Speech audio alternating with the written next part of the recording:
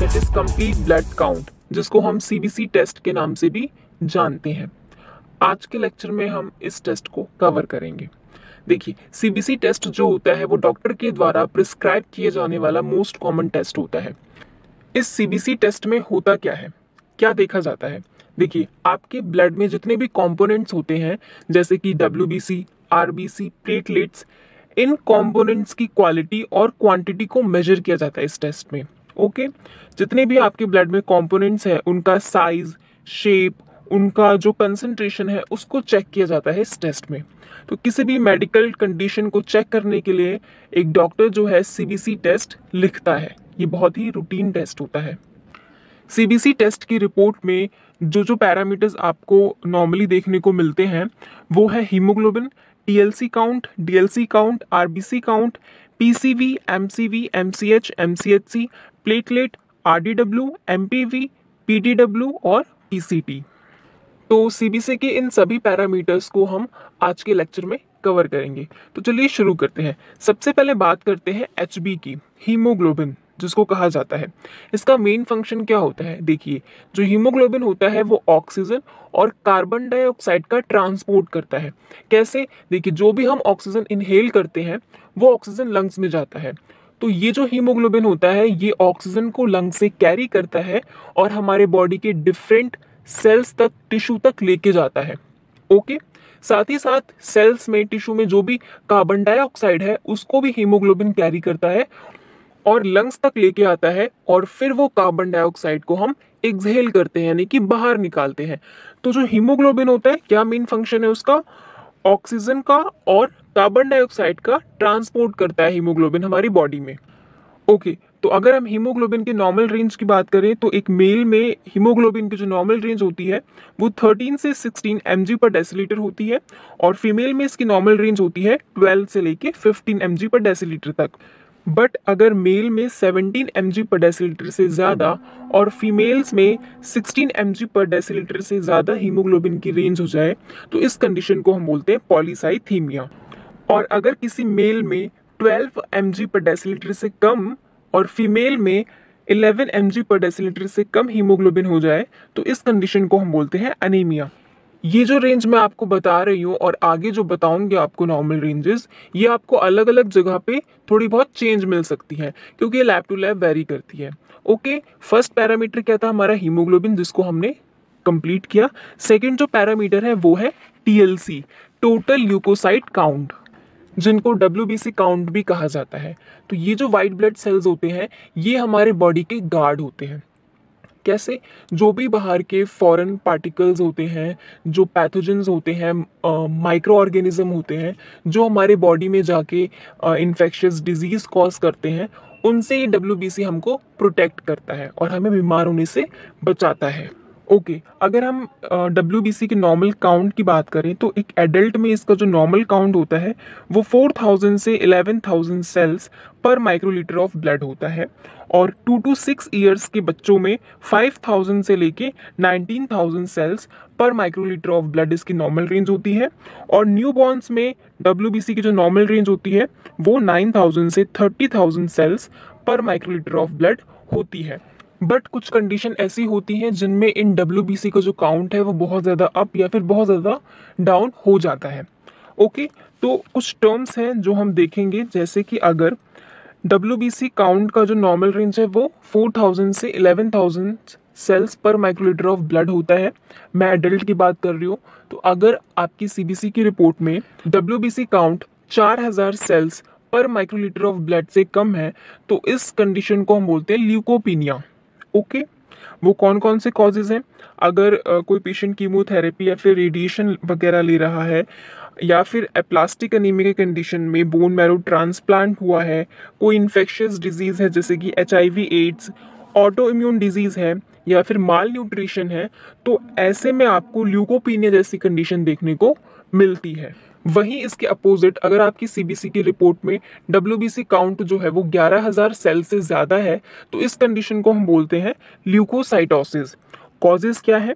अगर आपको कोई इन्फेक्शन है या फिर इन्फ्लामेशन है, किसी तरीके का ल्यूकेमिया है या फिर प्रेगनेंसी की कंडीशन है, स्मोकिंग है, कर रहे हैं आप, बर्न है, इंजरी हुई है या फिर बोन मैरो में ट्यूमर है, तो ऐसे में आपको ल्यूकोसाइटोसिस की कंडीशन देखने को मिलती है। बट अगर आपकी सीबीसी की रिपोर्ट में डब्ल्यूबीसी काउंट जो है वो 4000 से 11000 के बीच में है तो ये नॉर्मल माना जाता है।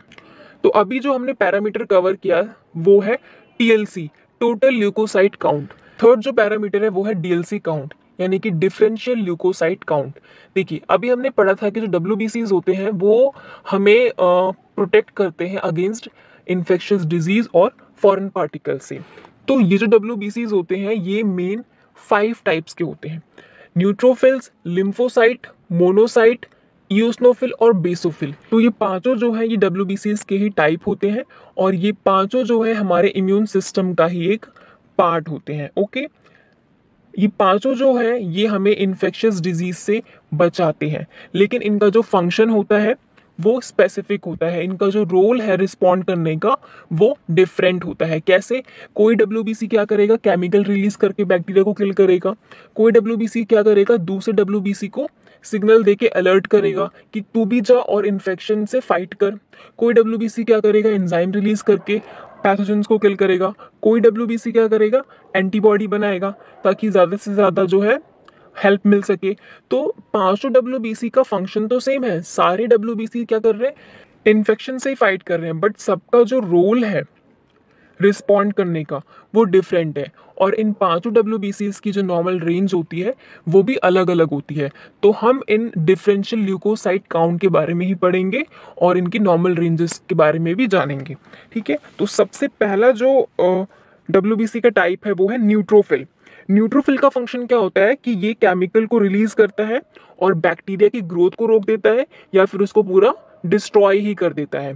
ठीक है, न्यूट्रोफिल जो होता है इसकी जो नॉर्मल रेंज होती है वो होती है 40% से 70% of all WBC in the blood stream. ये मैं आपको परसेंटेज में नॉर्मल रेंज बता रही हूँ, 40 से 70% इसकी नॉर्मल रेंज होती है।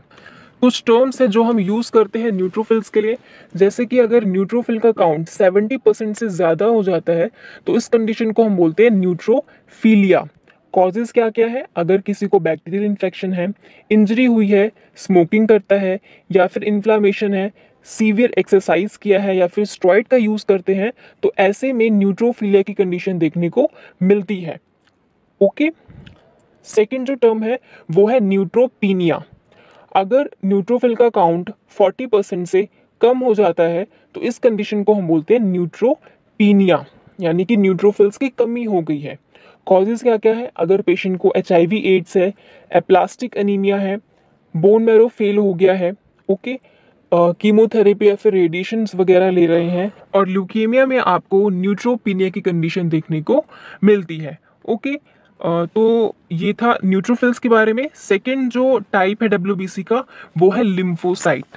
इसका फंक्शन क्या होता है, जो भी सेल्स वायरसेस से इन्फेक्टेड हो जाते हैं उन सेल्स को ये लिम्फोसाइट डिस्ट्रॉय कर देता है। साथ ही साथ ये जो सेल होता है लिम्फोसाइट ये एंटीबॉडी का भी प्रोटेक्शन करता है। ओके, इसकी जो नॉर्मल रेंज होती है वो 20 से 40% होती है। अगर 20% से कम लिम्फोसाइट हो जाते हैं तो इस कंडीशन को हम बोलते हैं लिम्फोसाइटोपीनिया। ओके, कॉजेज क्या क्या है, अगर पेशेंट कीमोथेरेपी ड्रग्स ले रहा है, रेडिएशंस ले रहा है, HIV एड्स है, वायरल हेपेटाइटिस है, ओके, कोई ब्लड डिजीज है जैसे कि हॉटकिन डिजीज है, ऑटोइम्यून डिजीज है जैसे कि ल्यूपस वगैरह, ओके, या फिर स्टेरॉइड का यूज करता है, तो ऐसे में लिम्फोपीनिया की कंडीशन देखने को मिलती है। और अगर लिम्फोसाइट की जो रेंज है वो 40% से ज़्यादा हो जाती है तो इस कंडीशन को हम बोलते हैं लिम्फोसाइटोसिस। कॉजेज क्या क्या है, अगर वायरल इन्फेक्शन है, साइटोमेगालो वायरस का इन्फेक्शन है, या फिर ब्लड का कैंसर हो रखा है, और मोनोन्यूक्लियोसिस की कंडीशन में भी लिम्फोसाइटोसिस आपको देखने को मिलता है। थर्ड जो टाइप है डब्ल्यूबीसी का वो है इओसिनोफिल्स।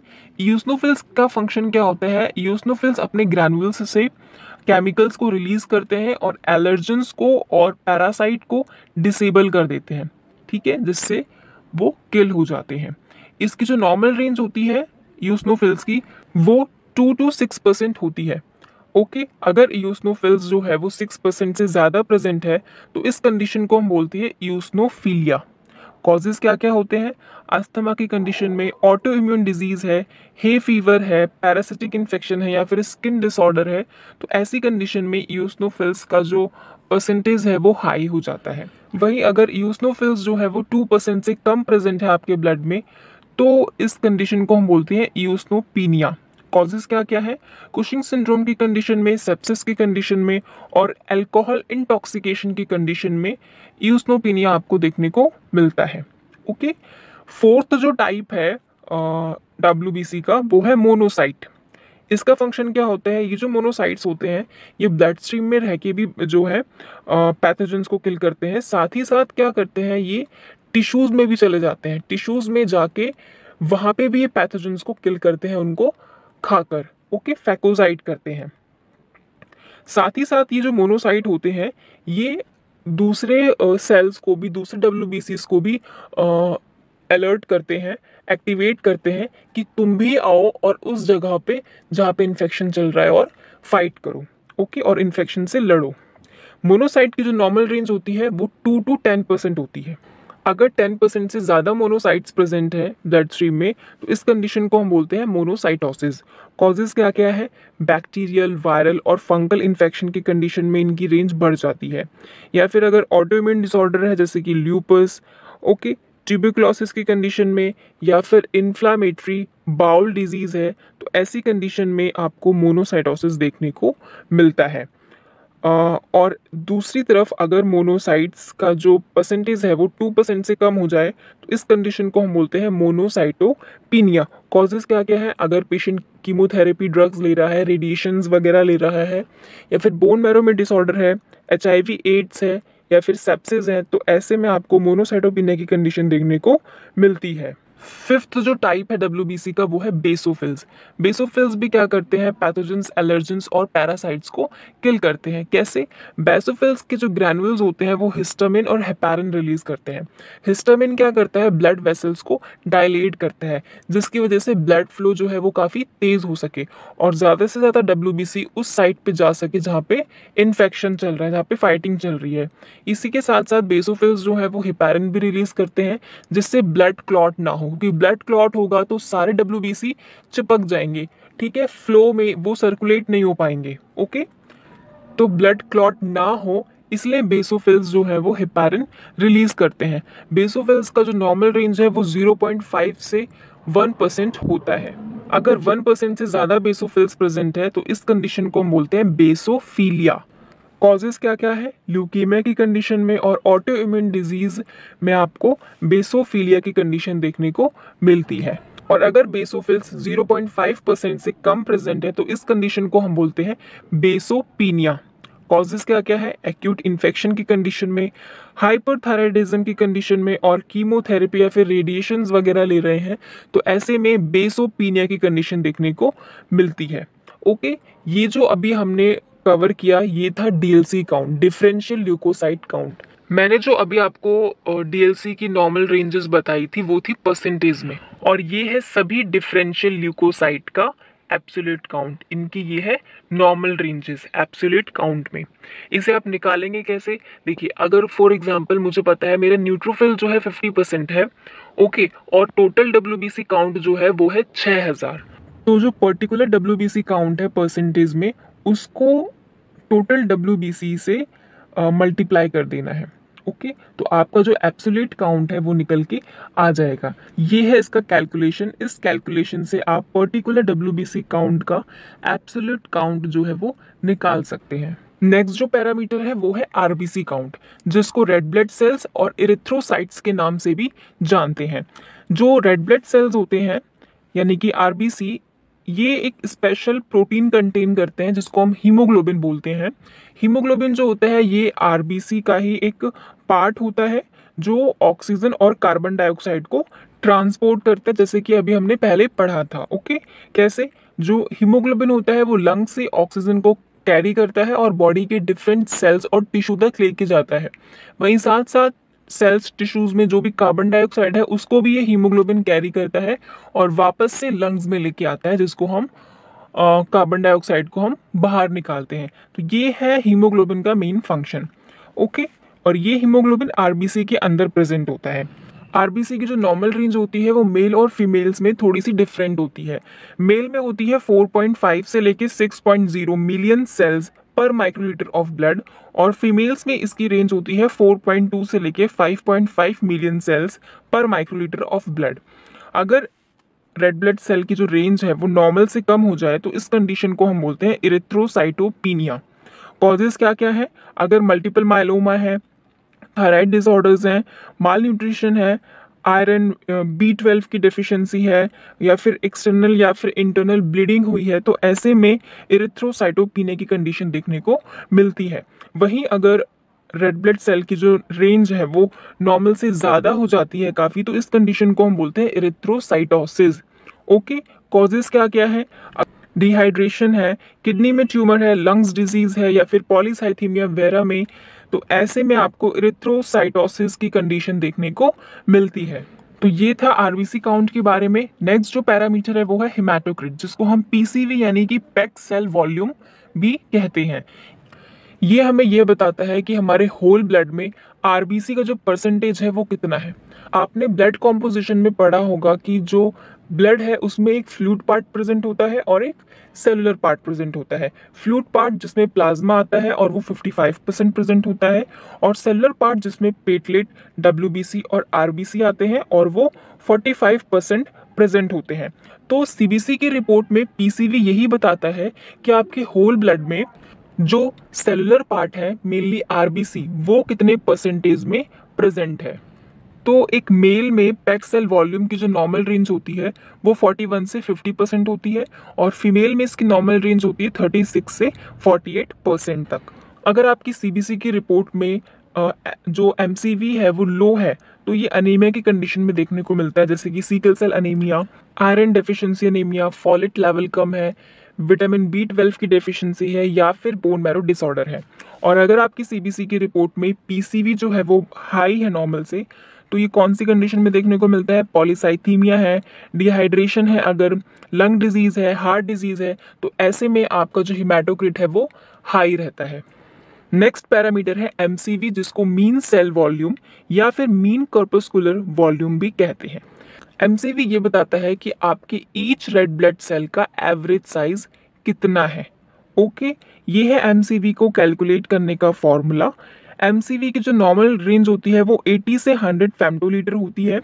अगर एमसीवी की जो रेंज है वो नॉर्मल है, इसका मतलब कि जो आरबीसी है वो नॉर्मल साइज के हैं, यानी नॉर्मोसाइट्स हैं। और अगर एमसीवी लो है, यानी कि 80 फेम्टोलीटर से कम है एमसीवी की वैल्यू, इसका मतलब कि जो रेड ब्लड सेल है उनका साइज बहुत छोटा है, वो माइक्रोसाइट्स हैं।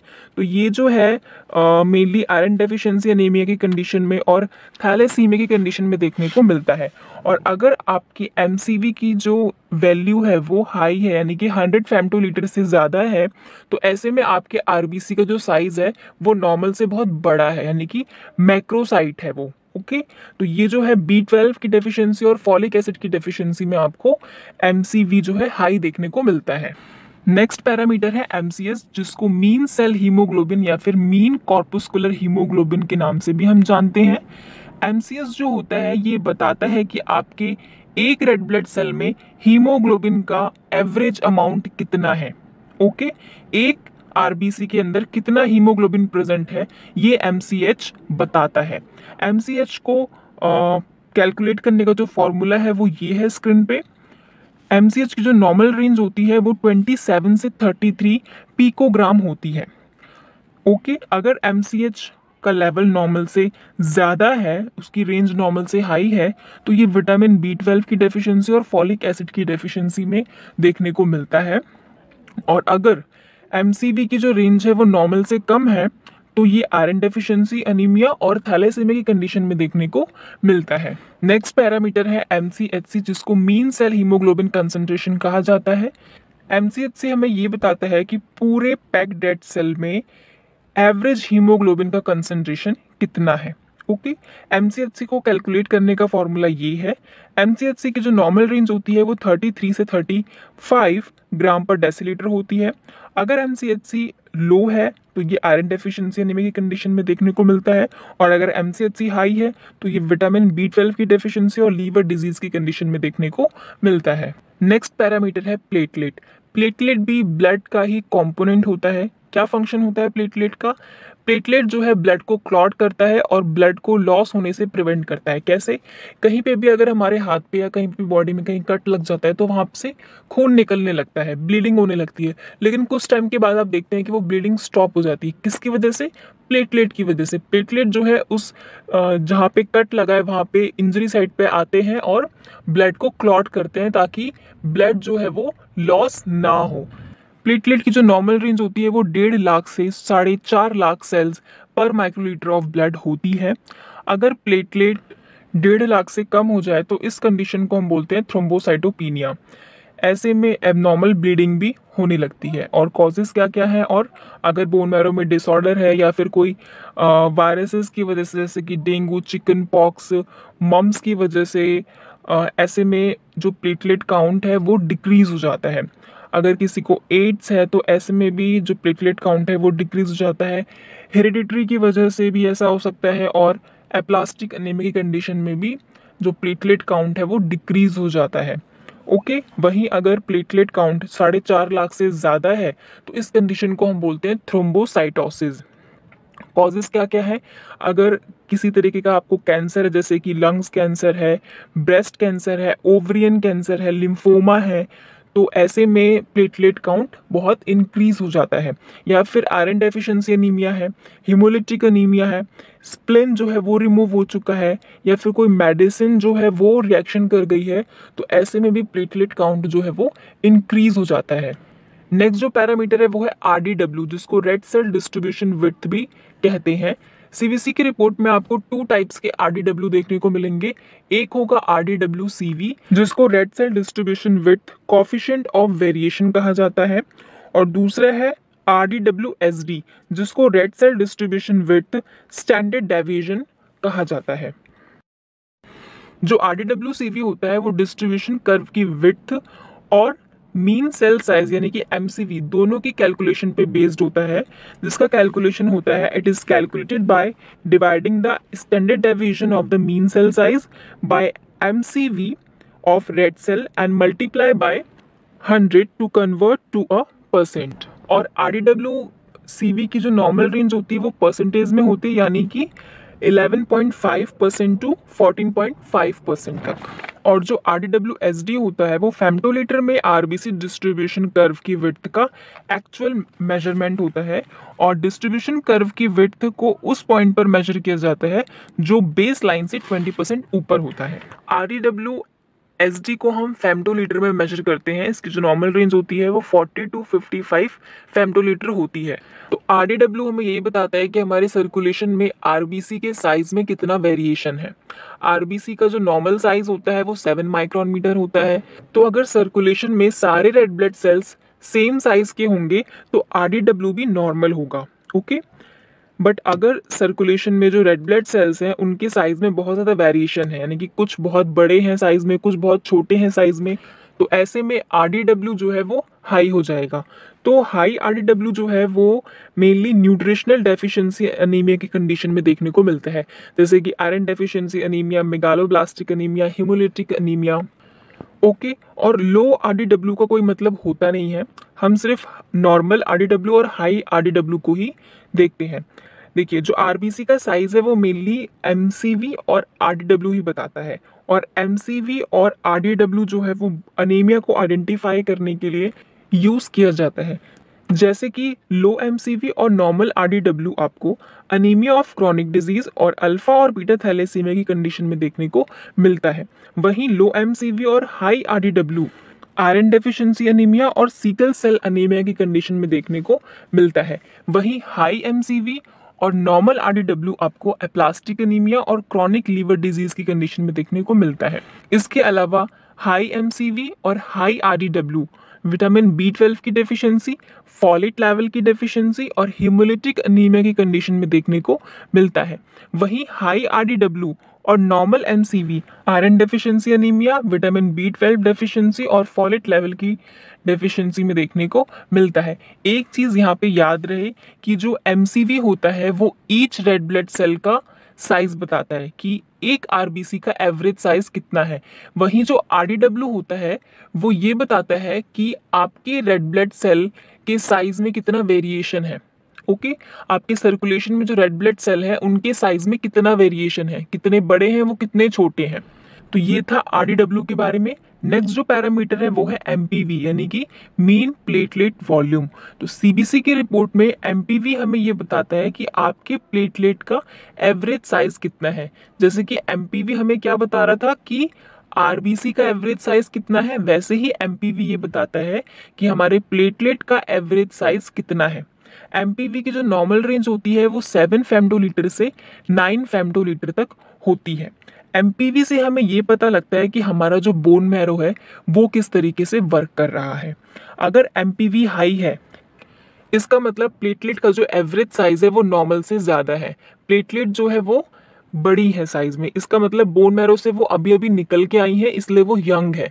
इसका मतलब जो बोन मैरो है वो ठीक से फंक्शन कर रहा है। वहीं दूसरी तरफ अगर सीबीसी की रिपोर्ट में एमपीवी लो है इसका मतलब कि जो प्लेटलेट का साइज है वो बहुत छोटा है, ठीक है, और प्लेटलेट जो है वो बहुत ही ओल्ड हो चुके हैं। छोटे हैं यानी कि ओल्ड हो चुके हैं और बोन मैरो जो है वो काफ़ी टाइम से जो प्लेटलेट है, यंग प्लेटलेट है, उनको प्रोड्यूस नहीं कर रहा है और ब्लड सर्कुलेशन में ओल्ड प्लेटलेट ही सर्कुलेट हो रहे हैं। तो लो एमपीवी के क्या कॉजेज हैं?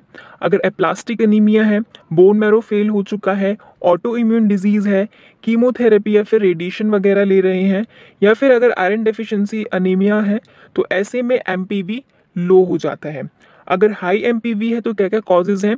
अगर किसी को कैंसर है, हाइपोथायराइडिज्म है, विटामिन डी की डेफिशिएंसी है, हार्ट डिजीज है या फिर हाइपरथायराइडिज्म है तो ऐसे में एमपीवी जो है वो हाई हो जाता है। नेक्स्ट जो पैरामीटर है वो है पीडीडब्ल्यू जिसको प्लेटलेट डिस्ट्रीब्यूशन विड्थ कहा जाता है। पीडीडब्ल्यू हमें ये बताता है कि आपके प्लेटलेट के साइज में कितना वेरिएशन है। जैसे कि आरडीडब्ल्यू बता रहा था कि आरबीसी के साइज में कितना वेरिएशन है, कितने छोटे हैं कितने बड़े हैं साइज में, वैसे ही जो पीडीडब्ल्यू है वो ये बताता है कि प्लेटलेट के साइज में कितना वेरिएशन है, प्लेटलेट कितने बड़े हैं कितने छोटे हैं या उनका साइज इक्वल है, ये पीडीडब्ल्यू बताता है। पीटीडब्ल्यू की जो नॉर्मल रेंज होती है वो 8.3 से 56.6% तक होती है। अगर पीडीडब्ल्यू हाई है इसका मतलब प्लेटलेट के साइज में बहुत ज़्यादा वेरिएशन है। हाई एमपीवी और हाई पीडीडब्ल्यू जो है वो इन्फ्लामेशन और थायराइड मैलिग्नेंसी को बताता है। इसके अलावा हाई पीडीडब्ल्यू जो है वो रेस्पिरेटरी डिसऑर्डर्स, अनीमिया, इन्फेक्शन और बोन मैरो डिसऑर्डर की कंडीशन में देखने को मिलता है। वहीं अगर आरडीडब्ल्यू लो है तो viral infection, bone marrow disorder या फिर कुछ मेडिकेशंस की वजह से भी पीडीडब्ल्यू जो है वो लो हो जाता है। नेक्स्ट जो पैरामीटर है वो है पीसीटी यानी कि प्लेटलेट क्रिट। सीबीसी के रिपोर्ट में प्लेटलेट क्रिट हमें ये बताता है कि हमारे पूरे होल ब्लड में प्लेटलेट का जो परसेंटेज है वो कितना है। जैसे कि जो हिमैटोक्रिट था यानी कि पीसीवी वो ये बता रहा था कि पूरे होल ब्लड में आरबीसी का परसेंटेज कितना है, ठीक है, वैसे ही प्लेटलेट क्रिट क्या बता रहा है कि पूरे होल ब्लड में प्लेटलेट का जो परसेंटेज है वो कितना है, यानी कि पूरे होल ब्लड में प्योर प्लेटलेट का प्रपोर्शन कितना है, ये प्लेटलेट क्रिट बताता है। प्लेटलेट क्रिट की जो नॉर्मल रेंज होती है वो 0.22 से 0.24% तक होती है। इससे हमें ये पता लग जाता है कि प्लेटलेट में कोई क्वांटिटेटिव एबनॉर्मेलिटी तो नहीं है। अगर सीबीसी की रिपोर्ट में प्लेटलेट क्रिट की वैल्यू हाई है तो वो क्रॉन्स डिजीज और अल्सरेटिव कोलाइटिस की कंडीशन में देखने को मिल सकता है, और अगर सीबीसी की रिपोर्ट में पीसीटी की वैल्यू लो है तो वो थ्रोम्बोसाइटोपिनिया की कंडीशन में देखने को मिलता है। ओके तो फ्रेंड्स, आज के लेक्चर में हमने सीबीसी की रिपोर्ट्स में जो मेन पैरामीटर्स आते हैं उनको हमने कवर किया है। अगर आपको मेरी वीडियो पसंद आई तो प्लीज़ मेरी वीडियो को लाइक करिए, सब्सक्राइब करिए और अपने फ्रेंड्स के साथ भी शेयर करिए। मिलते हैं नेक्स्ट लेक्चर में। Thank you.